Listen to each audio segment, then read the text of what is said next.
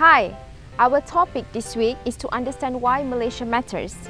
If you have been in Malaysia before, there's a good chance that you have seen people with different ethnicities and religion together forming the Malaysian population.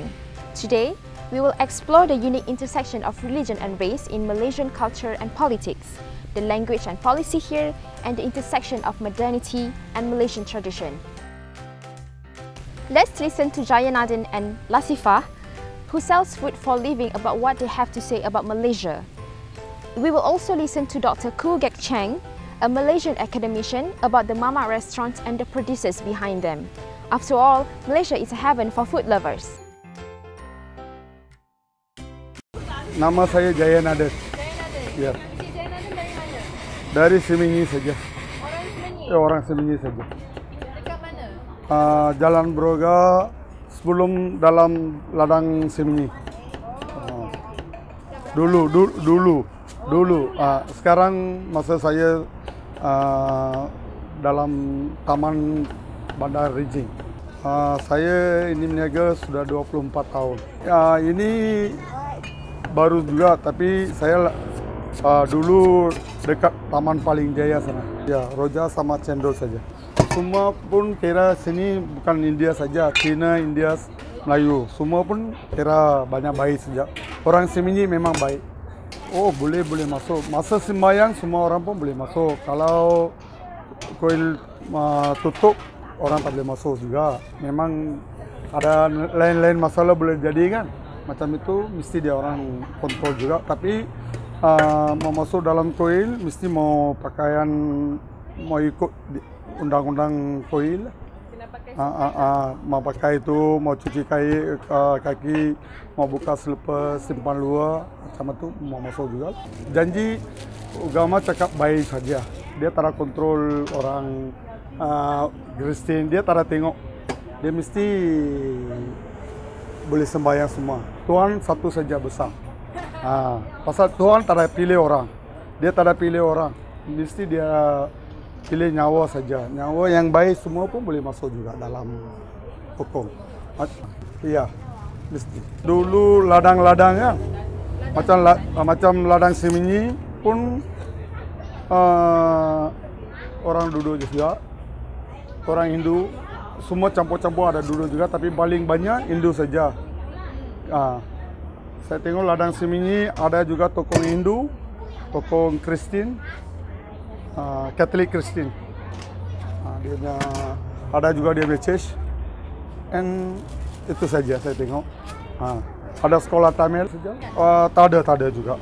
Itu agama kita Malaysia dalam kerjaan kita banyak baik juga. Macam masalah itu politik kita tak tahulah. Kita pandangan agama okey saja. Boleh juga, boleh jalan juga. Macam luar negeri ada juga lawan-lawan saya tengok. Tapi dalam Malaysia lawan agama tak ada juga. Semua pun okey juga. Orang agama Islam pun saya tengok banyak baik juga dalam Malaysia. Dia pun tak kacau, tak ada apa-apa. Kita pun tak kacau sama dia. Boleh juga sama-sama jalan. Macam kita tengok, macam dalam Malaysia, satu meja juga boleh duduk. Ada juga orang Kristen duduk, ada juga orang Hindu duduk. Ada juga orang Muslim pun duduk juga. Macam kita semua adik-beradik sajalah dalam Malaysia. Itu politik kita tak boleh masuk. Kita tak tahulah. Politik kita tak tahu tanya. Paper ataupun media-media kita tak tahu. Apa dia memang masalah. Sebab kita tak ada beza sangat kan itu. Tak derma lah bagi yang kaya tu kan. Macam segi derma tu derma. Macam berkemampuan lah. Bagi peluang kerja ke kan. Bagi peluang pekerjaan lah kan. Bagi kemudahan pekerjaan jadi macam BRIM tu boleh tu. Jadi kalau bagi BRIM pun kalau dia tak kerja mana habis gitu je lah kan. Mana dia kena cari pendapatan dari peluang pekerjaan tu. Sebab akak dulu pun dia kapal-kapal pula, mana kita cari lah, mana kita kena cari pekerjaan. Kena berubah. Keluar cari sudah macam tu. Kalau yang sakit tu kita yang lain lah tu kan.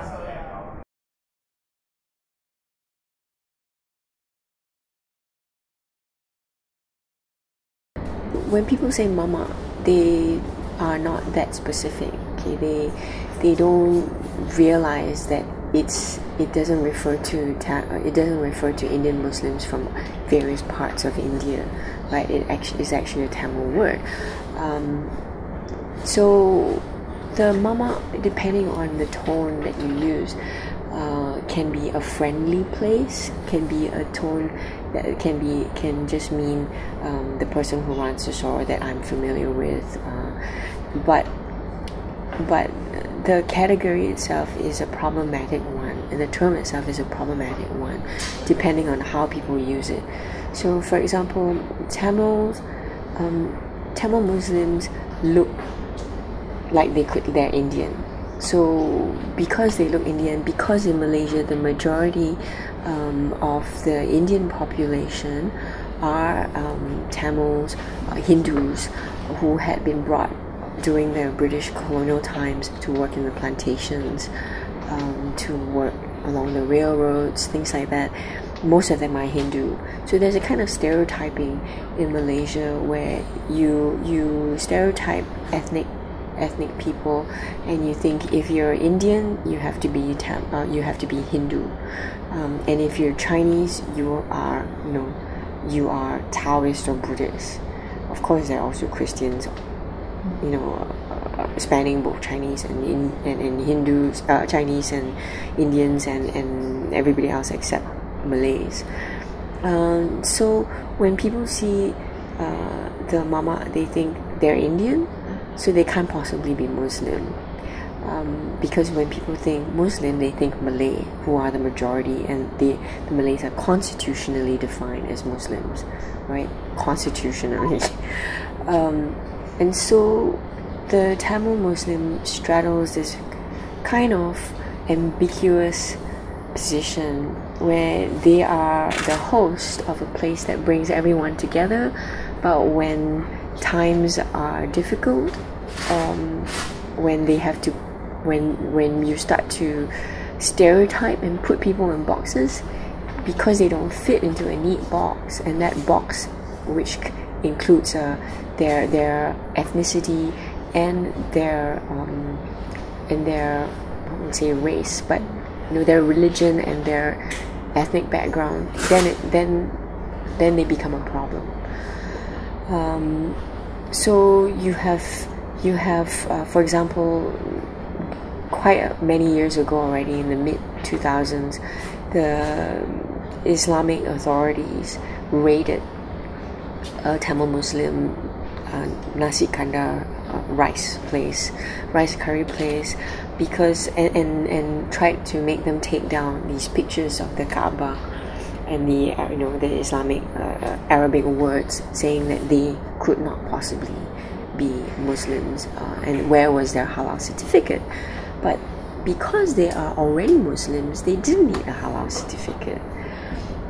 So here you can see there's a violation of their human rights in a way, just because they don't fit very nicely into this sort of racial category. There's a distrust on the part of the Islamic authorities, who are mostly Malay, who want to uphold Malay hegemony and who see Islam as part of that Malay hegemony, and who are unable to divorce or to see the diversity or the kind of array of Islam.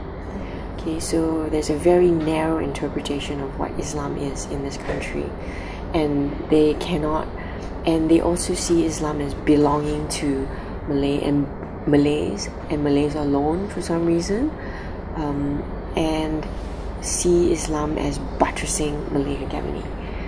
So when you have people who don't quite fit in, then you have a problem for these people, according to their definition. Yeah. The other issue with the mama is that they also become scapegoats.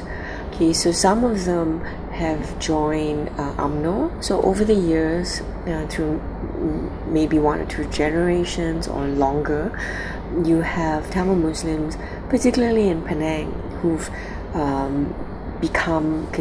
joined UMNO. Right, so when the opposition people who are opposition supporters who get upset when these people come out and protest the opposition government in Penang, and these people are UMNO supporters, they are UMNO members, then there'll be a call out to boycott mama places. But really, not all mama eateries are run by UMNO supporters, actually, you know.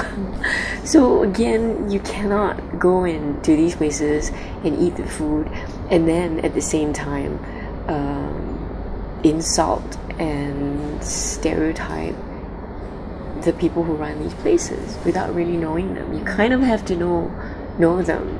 Right? So I think that the book is trying to say, as Malaysians, we've adopted all this food and they've become national foods, and the reason they become national foods is because they're very hybrid, they're very mixed. You know, you have Tamil Muslims making noodle dishes. You don't get noodles in India, you get noodles from China, and it's only because they've come here and the sort of confluence of Chinese influences, Indian influences, Malay influences, Thai influences, that you get some of the dishes that we have today. And these dishes, we as Malaysians have taken them on and we call them Malaysian.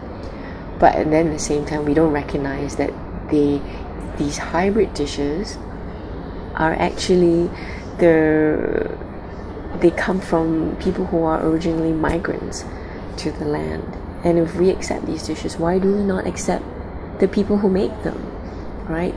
Why do we say go back where you came from? Like, how do you go back to some place that you didn't grow up in?